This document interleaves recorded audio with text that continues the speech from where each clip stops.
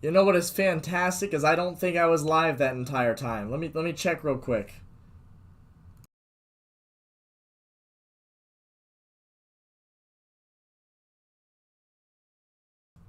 I think I've just been rambling on the. Yep, that's fantastic. I've been rambling on the stream for the last however long, and I'm just now realizing that I was never live to begin with. That's the first time I've like scheduled a stream rather than just do it spontaneously. Start one, and I guess I forgot I missed a button. So I'm sorry that you've been waiting a lot longer than I originally said. I guess it was only 15. Yeah, it was 15 minutes. So I literally went on rambling for 15 minutes just to now realize that I wasn't streaming the entire time. So I'm sorry about that, but we're gonna go ahead and get started. Let me just start all over, I suppose. So listen, Brad already in the chat. I was like, this is weird. I only have, I was like, I have one viewer waiting. Well, it said like one viewer and like nobody was in the chat. I was like, something's off. And I see a go live button in the top corner, and oh shit.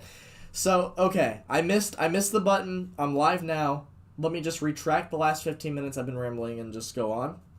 Welcome to the stream, Bradley. We're gonna get into this. So we're just gonna go ahead and start by reviewing last week's games, as I typically do on this stream, which, by the way, usually we have Casey involved on here. We A's, Raiders, Dubs, Sharks. He is a busy guy today, and this is the last day that I can make this stream, so unfortunately he won't be a part of it again, but that's okay. That's okay. I'm sure he'll make his own preview at some point, but let's just go ahead and get started with this. So I went 2 for 2 over championship weekend, which puts me at 12-0 on the playoff year. Have not predicted a game wrong yet, so I think you'd be a fool to bet against me. This year, at least. So let's talk about Philadelphia and the 49ers. Philadelphia and the 49ers. So what happened? What happened was that the 49ers were forced to play a conference championship game with nobody at the quarterback position. That's exactly what happened. First quarter, Brock Purdy goes out, and Hurts is throwing arm, can't throw anymore. So you got to put Josh Johnson, a guy who never solidified himself as a starting quarterback really anywhere for the long haul. You're throwing him in a conference championship game and asking him to beat a defense like the Eagles. You're asking him to go out and make it to a Super Bowl, essentially. And so it was either that or you go to your emergency quarterback, Christian McCaffrey, who has no experience at the quarterback position at any level in his career. So the Eagles end up beating the 49ers 31-7. It was just sad to watch because you knew as soon as Purdy went out that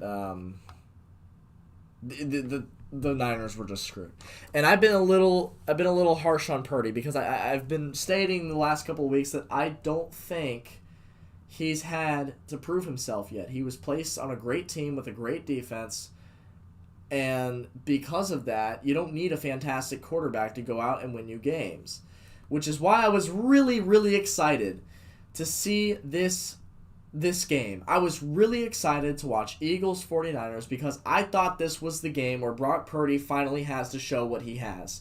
Finally, you have to make some big plays consistently and win you a game and send your team to a Super Bowl. And he did not get that chance. Did not get that chance in the name of injuries, and it was just unfortunate to watch. So 31-7 was the final in that game. With 1 minute 11 seconds left in the second quarter, Josh Johnson fumbled the ball, which turned into 7 points from the Eagles, prime scoring position. The Niners had 3 turnovers and no quarterback, mind you. And while the score on paper is like, oh my god, they blew out a great defense, it was 31-7. Not necessarily. I mean, 3 turnovers, that's big. You get 7 going into halftime because of a Johnson fumble. And you see the score and you're like, wow, Hurts must have really gone off. No.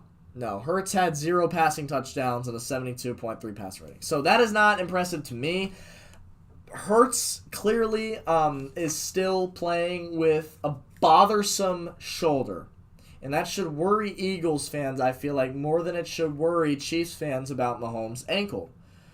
Because with Mahomes' ankle, we saw the mobility he had and the plays he could pull off in a conference championship game, given just a week of rest when you have a high ankle sprain, which usually takes multiple weeks to recover. I think it was like 6 weeks is the normal recovery time for a high ankle sprain.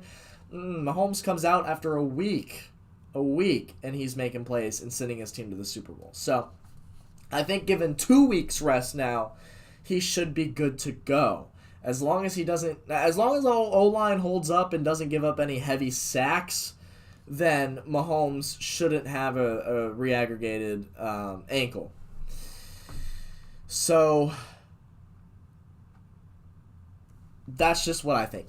Anyways, Eagles go to the Super Bowl. 49ers, just a sad story. They don't have a chance. They just don't. They're not given a chance. Period. They're not given a chance. And that's the end of the story. The Philadelphia Eagles go on to the Super Bowl. The Kansas City Chiefs beat the Bengals, and there's still, 2 weeks later, a lot of rave online about how the referees are at fault. Right? The Bengals lost in the hands of the referees, the officials of the football game. That's right, my friends. It was because of the men in the striped shirts that the Cincinnati Bengals could not stop passes to Marcus Kemp and Sky Moore, two people who have no playoff experience whatsoever. It is because of the referees that the Bengals could not outscore a team who, in this game, dealt with many key injuries, such as Kadarius Toney, Juju Smith-Schuster, Willie Gay Jr., L'Jarius Sneed, and Mahomes reaggregating his ankle. It is at the fault of the referees that the Bengals could not beat a practice squad receiving corps like such. So, I just think at the end of the day, Bengals fans aren't too good at handling losses. But at the same time, Bengals fans, when you think about it, they haven't really lost a whole lot ever. I mean, in the 2 years that all the Bengals fans have been Bengals fans, they haven't really dealt with a whole lot of losing. So you got to cut them a little bit of slack. Now we move on. So the Chiefs win this game. They beat the Cincinnati Bengals at Burrowhead. There's a reason we call it the Arrowhead Invitational, because we host it every single year, because Patrick is the answer. Patrick is the greatest. Now, there is a lot of talk about who people want, not non-Chiefs fans, not Eagles fans, a lot of talk of who America wants to see win the Super Bowl. Before I get into the actual preview of the Super Bowl, let's just talk about this for a second. Most people I've seen want the Eagles to win this game. And I don't blame you if you are from Denver, Las Vegas, Oakland, or Los Angeles. Or I guess San Diego, too. I don't blame you for wanting the Chiefs to lose. I'd be the same way if it was your team. But consider this. If you're not a fan of an AFC West team, and the Chiefs haven't really dealt you a whole lot of pain in the time that Mahomes has been the starting quarterback for the Chiefs, I just think you should consider this. You may consider rooting for the Eagles for a variety of reasons, such as I want a new team to win, or I think the Chiefs are boring because they make the Super Bowl all the time. I want to see somebody else. Consider this instead, okay? Whether you like it or not, you simply cannot deny the fact that Patrick LaVon Mahomes II is in the midst of creating a legendary legacy in just his first 5 seasons. Like Tom Brady, you will tell your future kids and grandkids about how you got the luxurious pleasure of witnessing brilliance and pure raw talent that Patrick Mahomes brings to the table. So instead of rooting against brilliance, just embrace it, even if it's just for this one day. Plus, you have to admit, it would be funny to see Philadelphia in flames following a potential loss. Let's be real, though. I think win or lose, Philadelphia is going to be in flames. They're screwed either way. But I mean, just think about it, right? Like, I'm guilty of having rooted against Brady growing up as a kid. Why? because I hated. I was jealous of what my team didn't have. I was mad that we couldn't ever beat that guy because he's the GOAT. You have to embrace brilliance. You have to embrace greatness when the football gods throw a guy like Patrick Mahomes, throw a guy like Tom Brady your way for the whole world to see, for you as a football fan to see. Instead of rooting against it, just embrace it. So, let's just get into this, man. Chiefs versus Eagles. I think a lot of people are rooting for the Eagles. I think the Eagles are 1.5-point favorites, making the Chiefs a Super Bowl underdog. And there's a lot of talk about, well, here's why the Eagles are going to win, or here's why the Chiefs are going to win. Mostly Eagles over Chiefs, but there are a lot of there are Chiefs talks about, I think the Chiefs are going to win just because you have a guy like Jalen Hurts who is in his first Super Bowl. It's a young team, a lot of guys in their first Super Bowl, versus a team that has experience in 2 Super Bowls in the last 4 years. So, I think it would be, and this is if you're a gambler and you have a lot of money on the line, I think you'd be silly to bet against the Chiefs. I really think you do. Of all the talk that's going around, what's not being talked about enough out of the Chiefs is wanting to win this game in honor of the Super Bowl IV MVP and Hall of Fame Chiefs quarterback, the legendary Lynn Dawson. Lynn Dawson died on August 24th of this last year in 2022 during the preseason of this current season. Lynn Dawson delivered the Chiefs their first ever Super Bowl back in 1970. Lynn Dawson stuck around and devoted his entire life to Kansas City Chiefs football. He was on the radio alongside Mitch Holthus for a number of years, retired, I think, in 2018. Lived in Kansas City his whole life, as far as I'm concerned. He was a Chiefs legend. Gave the Chiefs their first Super Bowl victory, was the MVP, and he's a Hall of Famer. He passed away this year, so I'm just saying I don't really hear a whole lot of people talking about this. How amazing would it be for the Chiefs to pull off this victory in honor of Lynn Dawson? The guy winning the Super Bowl for the guy who 53 years ago gave you your first Super Bowl. Some food for thought there. Now let's move on. So yes, I would just, more than anything, in honor of Lynn Dawson, I think the Chiefs, I think they got that drive in them. Like, hey, let's do it for Lenny. The Chiefs' average margin of victory, which I had to do the research on this. I couldn't believe it. The Chiefs' average margin of victory against the NFC this season, 16.8 points. So you're talking almost 17 points is your average margin of victory against the NFC. And if we're ranking defenses based on the yards per game they give up, let's take a look at the teams the Chiefs have played in the NFC this year. They opened up the season in the same stadium that they will now be ending their season in tomorrow. That's right, it's State Farm Stadium in Glendale. They played the Arizona Cardinals in Week 1 and defeated them 44-23. And you might say, oh, well, the Cardinals weren't great this year, so that's not very impressive. You're not far from off. They were 21st in the league when it comes to yards per game given up on the defense. They gave up an average 348. But now let's move on to the next NFC game, which was the Buccaneers. And we all know that the Buccaneers weren't the best this year, but defensively they were still really good. They were 10th place in the league, only giving up, on average, 324 yards per game. Patrick Mahomes and the Chiefs put up 41 points.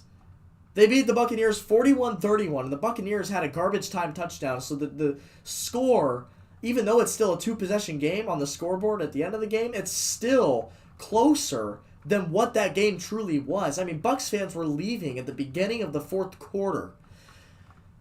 10th defense in yards per game allowed. 10th best defense in the league. The Chiefs put up 41. with a receiving core of Marquez Valdez-Scantling, Juju Smith-Schuster. This was before Kadarius Toney.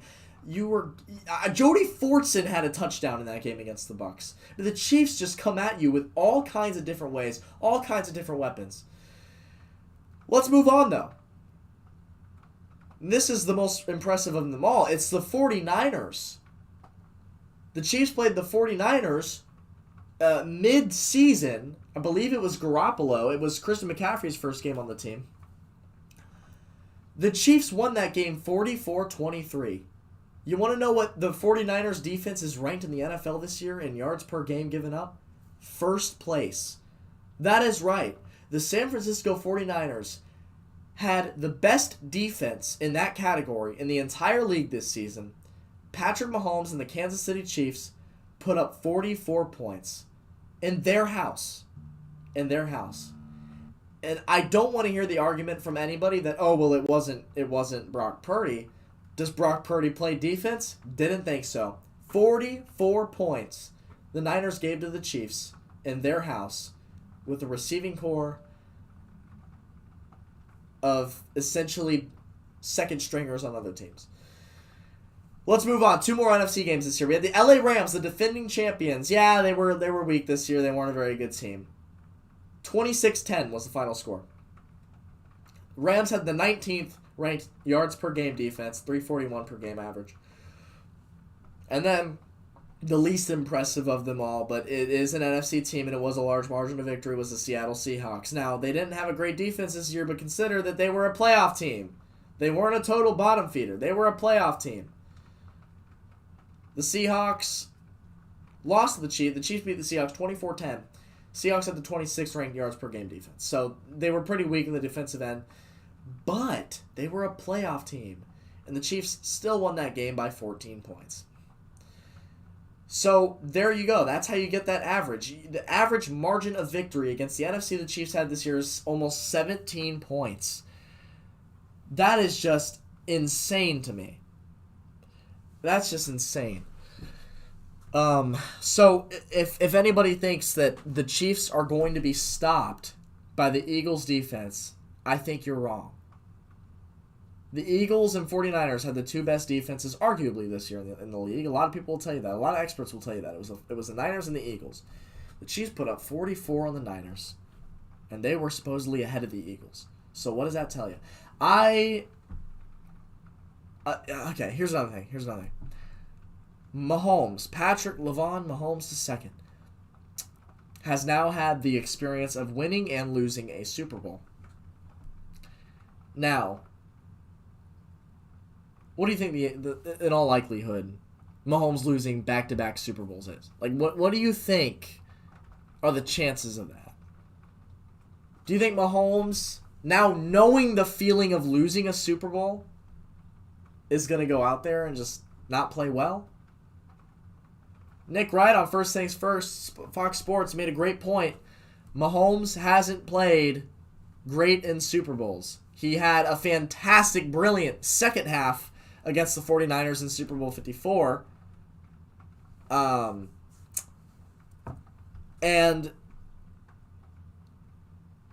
despite the final score of Super Bowl 55, everybody with a brain and a common football knowledge knows that Mahomes played a fantastic game, but had the worst offensive line in Super Bowl history, scrambling. He was the only quarterback to scramble for the amount of yards he did. It was 498. Scrambled for 498 yards that game, because that's how terrible the O-line was. Had no chance, was throwing balls left and right, perfect in the breadbasket of his receivers just being dropped, bouncing off the helmet, bouncing off the gloves, whatever you want to call it. And also, let's not forget that Carl Sheffers officiated Super Bowl 55 and was terribly against the Chiefs in the first half of the game. Now, I'm not sitting here saying, oh, well, the Chiefs lost that Super Bowl because it was the refs. No, fuck no. I'm not a Bengals fan, right? But you can't deny that Sheffers was terrible for the Chiefs in the first half.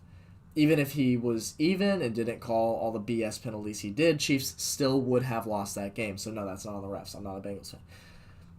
But let's talk about Carl Sheffers, because the Chiefs, I truly feel, have to play 2 teams this weekend. They have to play the Philadelphia Eagles, and they have to play Carl Sheffers. How Carl Sheffers was given the nod to officiate this Super Bowl is beyond me. I don't know on what planet this guy should even have a job in this league, let alone 2 Super Bowls in the last 3 years. It's bad. It's really bad. He is terrible, and he has a clear bias against the Chiefs. And I'm all for numbers and stats, baby, so I'm going to show you the numbers and stats that will convince you that, yeah, Carl Sheffers does really dislike the Chiefs. I've got it all, baby. Let's go. Let's do this. In Super Bowl 55, he flagged the Chiefs 11 times for 120 yards while flagging the Bucks a whopping 4 times for 39.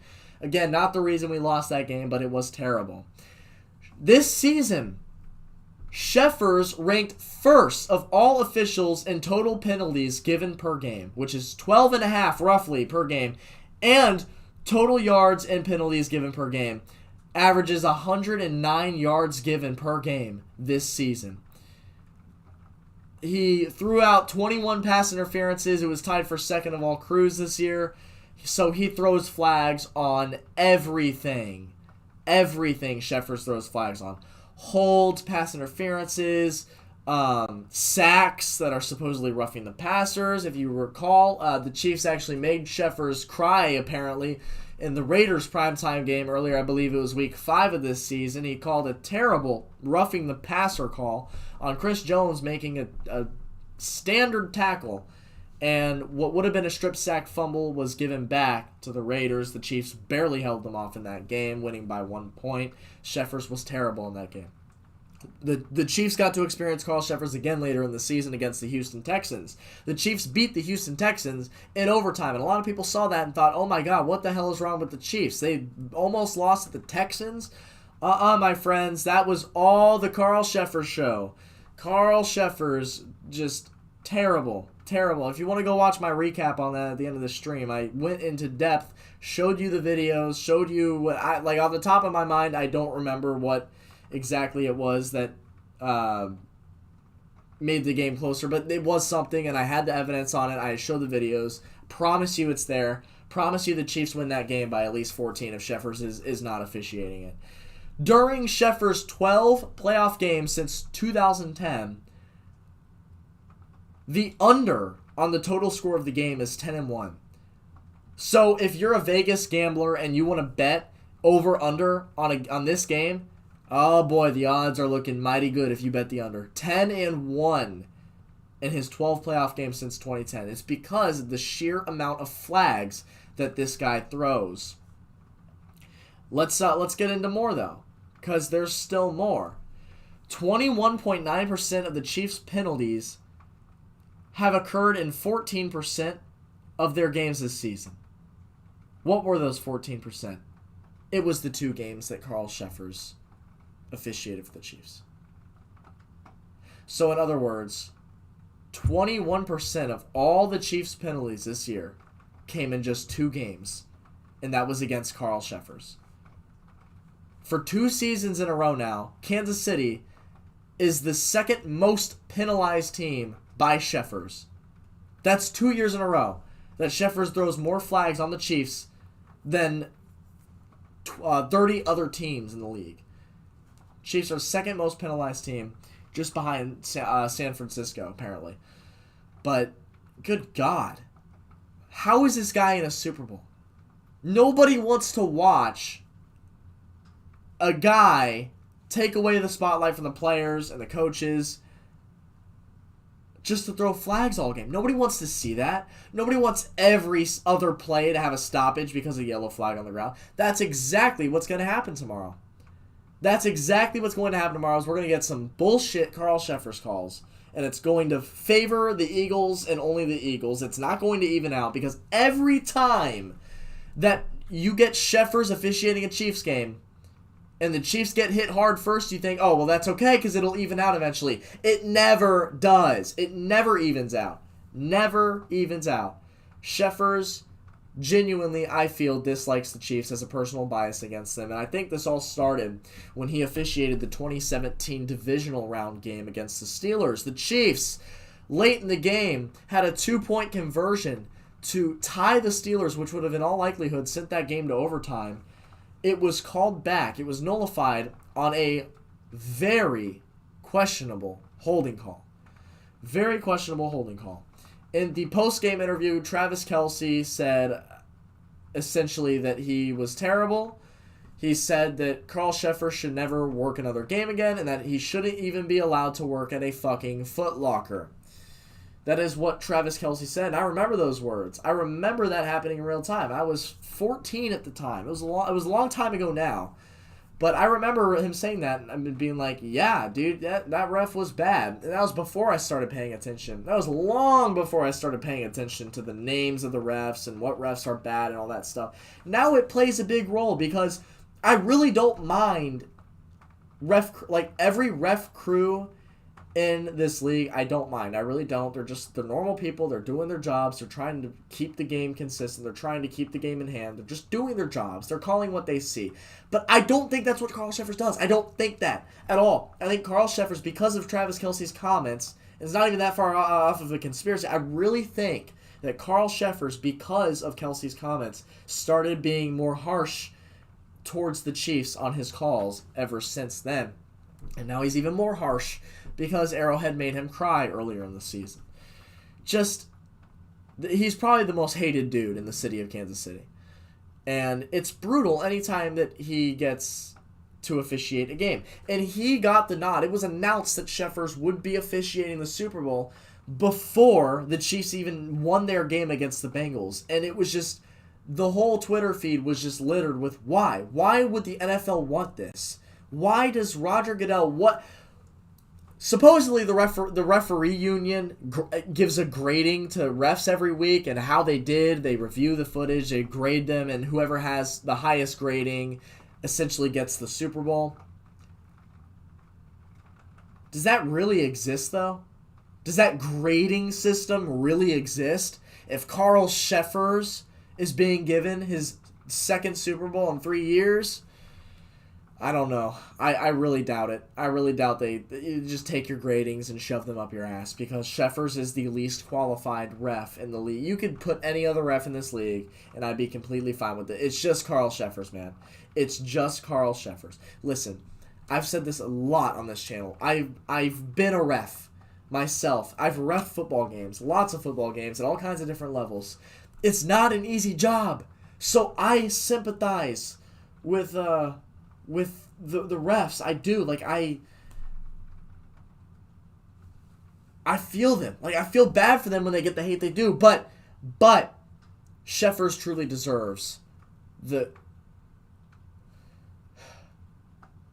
fire he gets, because he's not good. He's not good. So, moving on from Sheffers, it's going to be a concern for all of Chiefs Kingdom tomorrow, because now, we weren't prepared for the bullshit in Super Bowl 55. Now we're prepared for the bullshit in Super Bowl 57. Because we've experienced Carl Sheffers. This is 3 games now. It's Super Bowl, Texans game this year, and then it was the Raiders game this year. He was just terrible for the Chiefs.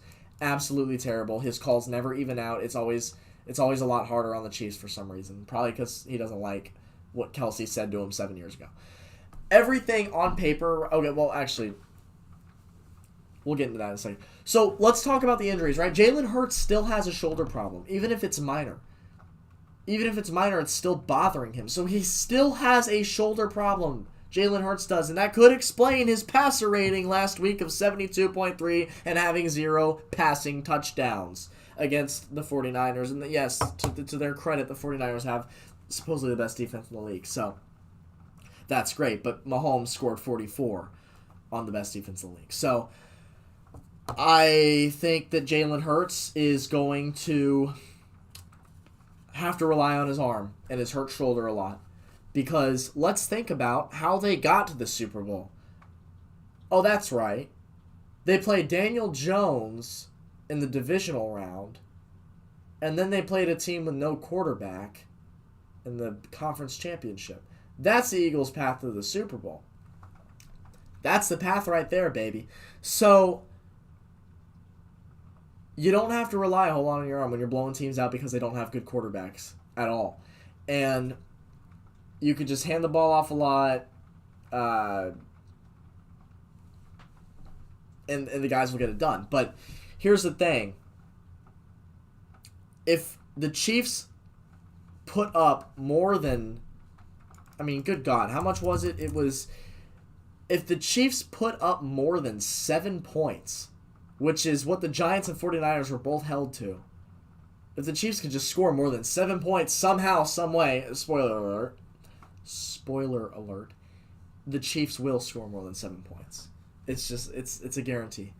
If the Chiefs can do that, then Jalen Hurts is going to have to rely on his arm more. It's just going to have to happen. And so if we're looking at a scenario where in the third quarter, it's 35-21 Chiefs, or maybe not that out of reach. But, okay, let's just, for example, let's just say like it's tied at 24 in the third quarter. I don't think you're gonna have to get points faster at that point. Maybe the Chiefs have a 7-point lead, and the Eagles are playing catch up in the third or fourth quarter. Hypothetically, Jalen Hurts will then have to rely on his bad shoulder to make throws. And we saw what happened to the 49ers in Super Bowl 54 against the Chiefs. They were running all over the Chiefs all first half. The Chiefs took a lead in the second half. And then, well, it was actually the fourth quarter the Chiefs took the lead. The Chiefs took the lead in the fourth quarter. And what has to happen? Jimmy Garoppolo, who's not a great passer, had to start relying on the passing game and was overthrowing receivers. And they end up losing the game. So unless Hurts is more accurate than Garoppolo in this Super Bowl, the Eagles, there's a very real possibility that there will be a point in the game, late in the game, third or fourth quarter, where the Eagles will have to play catch-up and Jalen Hurts will have to rely on the passing game, which is a bothersome shoulder. It's bothersome throwing arm. And can he make those plays? We'll have to see. Eagles defense in Week 10, and this is the thing. The Eagles defense is the reason why a lot of people are taking the Eagles in this game, because of their fantastic defense. They've held Daniel Jones to 7 points, and they held Brock Purdy with no throwing arm and Josh Johnson to 7 points. They're so impressive. They're so impressive, the defense. Okay, well, this defense in Week 10 lost to the Commanders 32-21, so they gave up 32 points to the Commanders. In Week 12, they beat the Packers, but gave up 33 points doing so. And the Packers aren't a very desirable offensive team this year. But what's most concerning is the recency of their 40-34 loss to the Cowboys in Week 16. That's right, this fantastic, elite, unstoppable Eagles defense gave up 40 points to the Cowboys. And yeah, the Cowboys, they were a playoff team. They won a playoff game this year. But, I mean, is that an elite offense? I mean, do any of you guys think that's an elite offense? Dak Prescott? Is he an elite quarterback? On paper, should he be putting up 40 points against the Eagles' top-tier elite defense? I don't know. The defense has cracks. And you're not getting Daniel Jones. You're not getting Josh Johnson. You're not getting 5 minutes of Brock Purdy.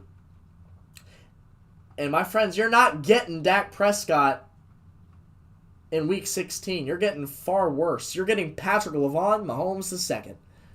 The greatest quarterback in pure raw talent and brilliance that this league has ever seen. Dare I say it. You're getting Patrick Mahomes II. You better be prepared. So let me wrap this up. Let me just wrap it up by saying this.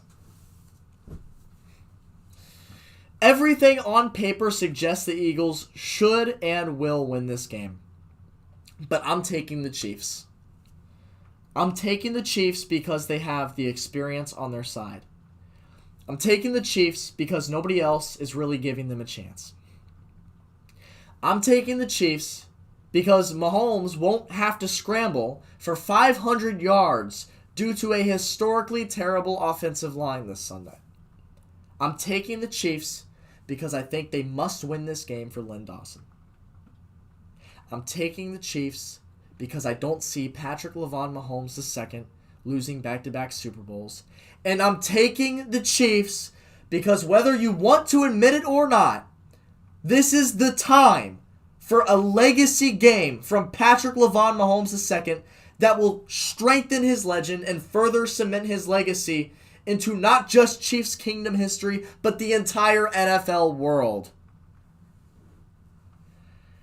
It's going to be a career game for Mahomes. I really feel it. And I think the Chiefs are going to win this game. See you guys tomorrow night.